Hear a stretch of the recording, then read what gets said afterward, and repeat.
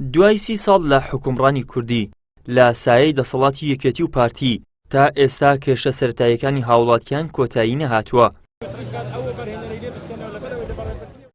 دانیشتوانی یەکەی نیشتەجێبوونی زەیتونن لە هەولێر چەند ساڵێکە کێشەی خزمەتگوزاری ئاو، سەوزایی و شوورەی دەورەی پرۆژەکە و سەگی وێلانەیان هەیە.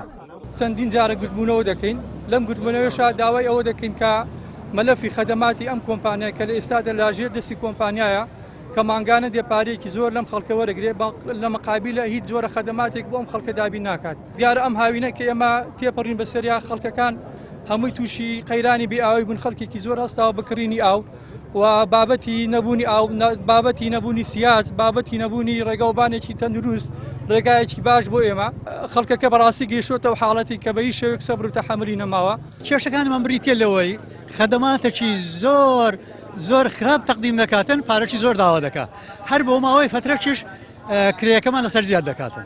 طبعا ئێمە لەو مجەمەعەیە هەفتەی ینی ڕۆژانەی 1 سعات ئاومان هەیە، بێ ئاویەکە خەڵکەکی زۆری لێ ئەوە کردینە، حتا مەسەنە کتابی محافەزە هەیە دەڵێ کاکە پێویستە لەسەر کۆمپانیا ئاو بۆ خەڵکەکەی دابین بکاتن، هەر دوو ڕۆژ 2 سعات، یعنی کەواتە ڕۆژێ سعاتێک، ساعتەکەش پێی ناکاتن، ینی بەڕاستی ئاوەکە نایەتن بەشی خەڵکەکە ناکە بۆ خزمەت گوزاریەکانی کە مەسەلەن ڕووناچیە سکوریتیە نازانم چە سکوریتەکەی شەریکەی تەنها بۆ خۆیتی بەدایان ماڵ لێروکانە دزی لێکرایە کاکە بەدایان کەس پاسکل و بڵتی غازی لێ دزرایە کە شوێنی ئەسپەکانیان لە زۆربەی زۆری خەڵکی کوردستان خۆشترە. کاندیدێکی لیستی 147 کۆمەڵی دادگەری دەڵێ هاوڵاتی هەیە لە هەولێر لە نێو خانووی 7 مەتری ژیان بەسەر دەبات. بەرپرسێکی ئەم وڵاتە شوێنی بەخێوکردنی ئەسپەکانیان زۆر وەک لە شوێنی نیشتەجێبوونی ئەو هاوڵاتیانە گرانبەهاتر و خۆشترە، ئەمە لەکوێ یەکسانی و دادپەروەری جێی دەبێتەوە.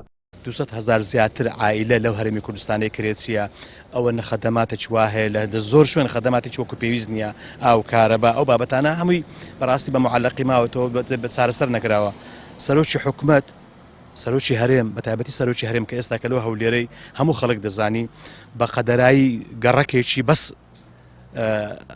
سەوزایی لە ناو شوێن و ماڵەکەی هەیە، بێ لەوەی کە چەند بیر لە ناو ماڵەکەی هەیە، بێ لەوەی کە باسی ئەگەر بکەین خەڵکە لە 75 مەتر لە کرێچی 5-6 کەس ژیان دەکا بەبێ ئاو بەبێ کارەبا، بەڵام ئەوان احترامم بۆ خەڵک باشە شوێنی ئاژەڵەکانیان شوێنی ئەسپەکانیان کە بۆ خۆشی خۆیان دەستنە دیاریان و بۆ خۆشی خۆیان سەیریان دەکەن زۆر خۆشترە لە ژیانی زۆر لە خەڵکی هەرێمی کوردستان بەداخەوە.